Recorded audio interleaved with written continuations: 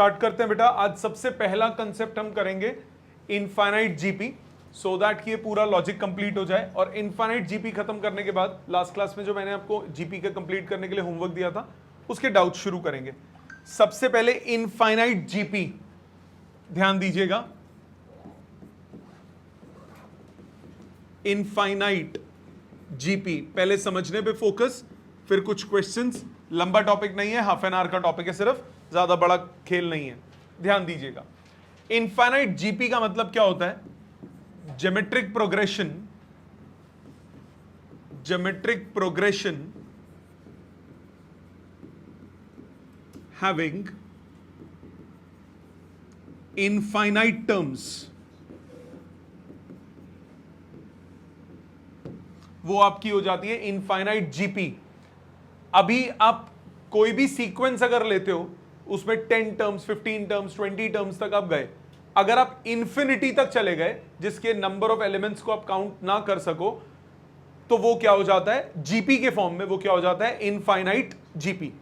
अब infinite GP में हम सम और बाकी सब चीजों को कैसे लिखते हैं वो ध्यान दीजिएगा। सपोज करो मेरे पास एक जीपी है,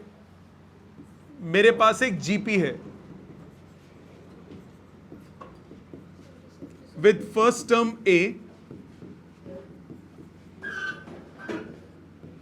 and common ratio R। पहले समझेंगे ध्यान से, टाइम दूंगा बेटा मैं लिखने का। एक मेरे पास जीपी है with first term A and common ratio R। First term है A, कॉमन रेशियो R है। अगर मैं सम टू एन टर्म्स निकालता हूं, प्लीज ध्यान दीजिएगा, sum to n terms of GP अगर आप निकालते हो, वो क्या हो जाता है? एसएन का फॉर्मूला क्या होता है? A 1 minus r to power n upon 1 minus r. यही होता है फॉर्मूला, यही होता है फॉर्मूला। इसको आगे उल्टा भी लिख सकते हो ना, लिख सकते हो ना। ओके, ये मैं कौन सा केस ले रहा हूं? अगर आर क्या हो? Less than 1।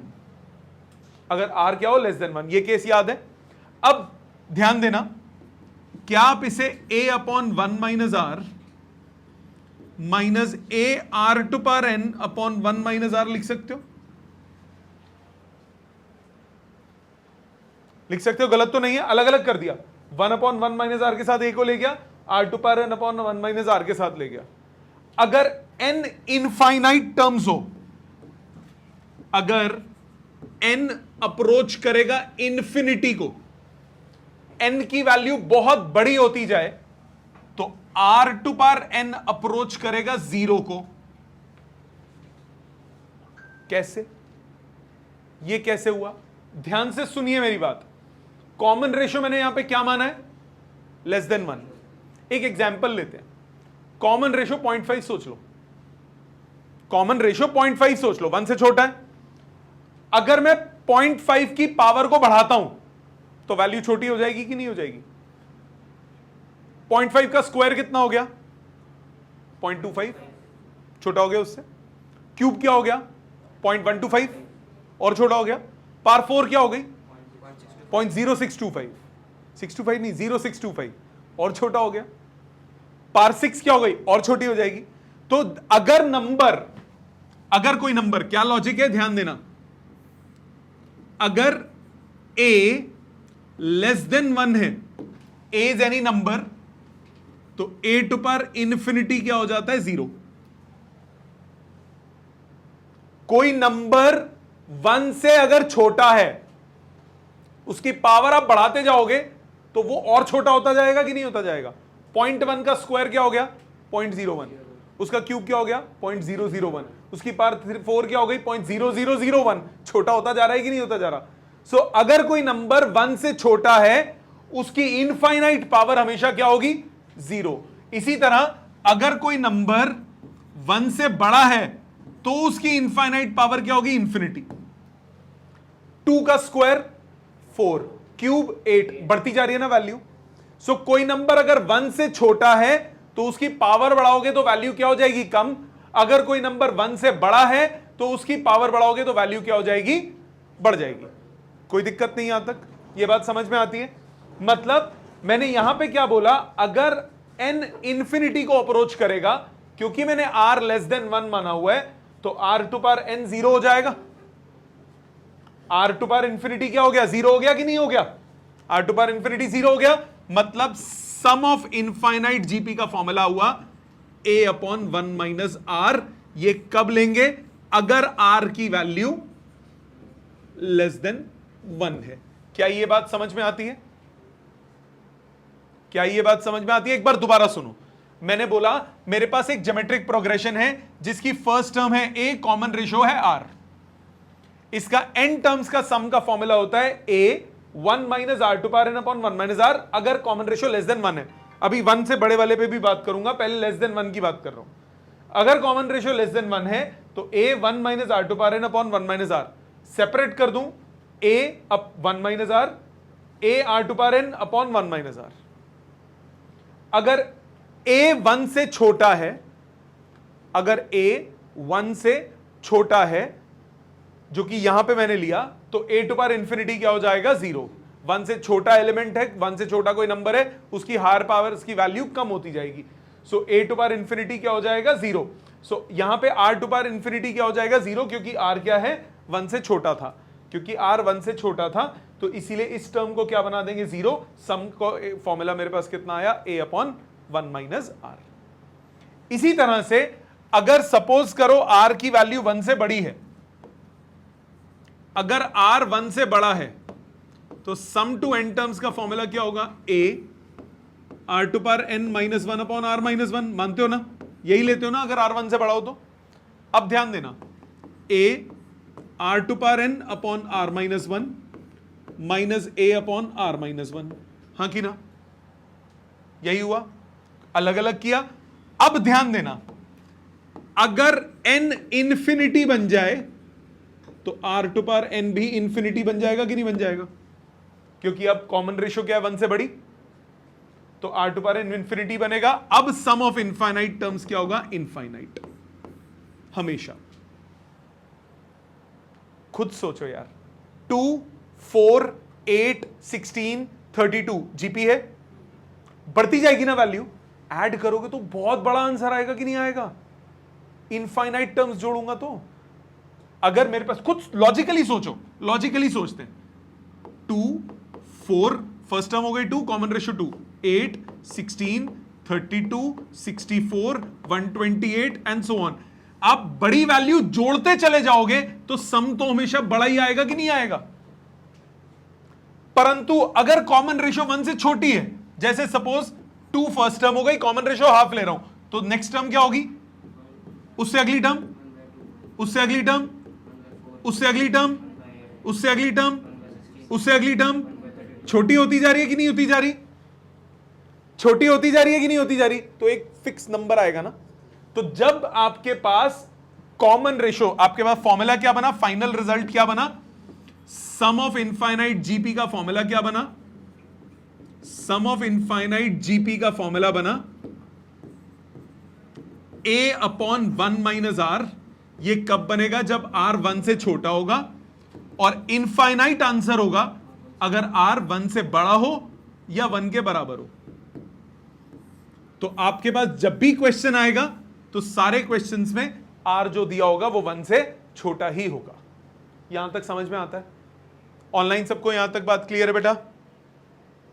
आप सबको क्लियर है? प्लीज इतना लिखिए पहले। बेटा अगर r 1 के बराबर हो गया तो वो ये फॉर्मूला भी नहीं लगता ना, तब तो उसे एपी कंसिडर करके करते हैं ना। याद आया? प्लीज लिख लीजिए यहां तक। क्वेश्चन देखिए इसके, ध्यान दीजिए, साथ में कीजिए, मैं क्वेश्चंस लिख रहा हूं। Find the sum of following infinite GPs. First 1, 1/3, 1/9 up to infinity. Second 6, 1.2, 0.24, up to infinity, third up to infinity नहीं, dot dot dot, up to infinity, infinite terms. Next 5, 20/7, 80/49, infinite terms. Fourth -3/4, 3/16, -3/64, infinite terms. ये 4 कीजिए. इसके अलावा prove that 3 to power 1/2 into 3 to power 1/4 into 3 to power 1/8 up to infinite is equal to 3. ये अगला question आपको करना है. इसके बाद let x is equal to 1 plus a square up to infinite. a की वैल्यू लेस देन 1 दी है, and y equal to 1 plus b square up to infinity, और b भी 1 से छोटा दिया है. Then prove that, important question है ये, 1 plus ab plus a square b square up to infinity is equal to xy upon x plus y minus 1. आपके पास 5 से 10 मिनट का समय है. पहले ये अटेम्प्ट करने हैं, फिर ये अटेम्प्ट करना है, फिर ये अटेम्प्ट करना है. 5 मिनट बाद मैं सारे सॉल्व करूंगा. तब तक आप दिमाग लगाइए इन सारे क्वेश्चंस पे. सामने ध्यान दीजिए. Let's start with the questions. First check कीजिए. आपको बोला फर्स्ट पार्ट में फर्स्ट टर्म कितनी हो गई 1, कॉमन रेशियो कितनी हो गई 1/3. सम ऑफ इनफाइनाइट जीपी का formula a upon 1 minus common ratio. a is 1, 1 minus 1/3, so result आ गया 3/2. सेकेंड पार्ट पे आओ. फर्स्ट टर्म सेकेंड पार्ट में हो गई 6, कॉमन रेशियो हो गई 1.2 अपॉन 6, मतलब 0.2. सम ऑफ इनफाइनाइट जीपी हो गया a upon 1 minus common ratio, 6 upon 1 minus 0.2, मतलब 6 अपॉन 0.8, माने 60/8, 15/2, 7.5. थर्ड पार्ट, फर्स्ट टर्म इसमें हो गई 5, कॉमन रेशियो हो गई 20/7 डिवाइडेड बाय 5, मतलब 4/5, 4/7. 20/7 डिवाइडेड बाय 5 कितना हुआ 4/7. अगेन ये रेशियो भी लेस देन 1 है, तो सम ऑफ इनफाइनाइट टर्म्स कितनी हो गई a upon 1 minus common ratio, 5 upon 1 minus 4/7, 5 into 7 upon 3, 35/3. Fourth part, इस जीपी में first term is -3/4, common ratio 3/16 divided by -3/4, कितना बचा -1/4. Again sum of infinite terms, a upon 1 minus r, -3/4, 1 minus -1/4, so -3/5. ठीक है, समझ में आ गया? क्लियर है बेटा सबको? ऑनलाइन सबको ये सारे करेक्ट है बेटा सबके? नेक्स्ट अगला क्वेश्चन आपको दिया था, prove that 3 to power half into 3 to power 1/4 into 3 to power 1/8 up to infinite terms is 3. Left hand side पकड़ो. लेफ्ट हैंड साइड हुआ 3 to power half into 3 to power 1/4 into 3 to power 1/8 up to infinity. 3 to power, powers add कर दो, base same है, 1/2 plus 1/4 plus 1/8 up to infinity. Powers जो है वो क्या बन गई, इनफाइनाइट जीपी बन गई। पावर जो है वो सीक्वेंस कौन सा बन गया, इनफाइनाइट जीपी। पावर क्या बन गई, 1/2 प्लस 1/4 प्लस 1/8 इनफाइनाइट टर्म्स। सो इसका सम कितना हुआ, a upon 1 minus common ratio कितनी है 1/2, ये कितना आ गया 1। यस और no. So substitute second and first, substitute second in first. आपके पास जो लेफ्ट हैंड साइड थी वो बन जाएगी 3 to power 1, रिजल्ट आ गया 3 which is equal to right hand side. समझ में आ गई सबको बात, हो गया था ये भी। लास्ट क्वेश्चन देखते हैं। आपको बोल रहा है x is equal to 1 plus a square. a की वैल्यू लेस देन 1 है, मतलब ये इनफाइनाइट जीपी चलेगा। So x is equal to 1 plus a square up to a to power infinity. तो ये क्या बन गया, x is equal to a upon 1 minus common ratio, a upon 1 minus a कितना है, first term is 1 upon 1 minus common ratio. a की value निकाल लो यहां से, 1 माइनस a हो गया 1/x, a हो गया 1 minus 1/x, x minus 1 upon x। रख लो संभाल के, टाइम दूंगा बेटा लिखने को, समझ लो पहले इसको। इसी तरह b, y की वैल्यू है 1 plus b square up to b to power infinity. क्या बनेगा, y is equal to 1 upon 1 minus b, a upon 1 minus common ratio, मतलब 1 माइनस बी कितना हो गया 1 अपॉन y,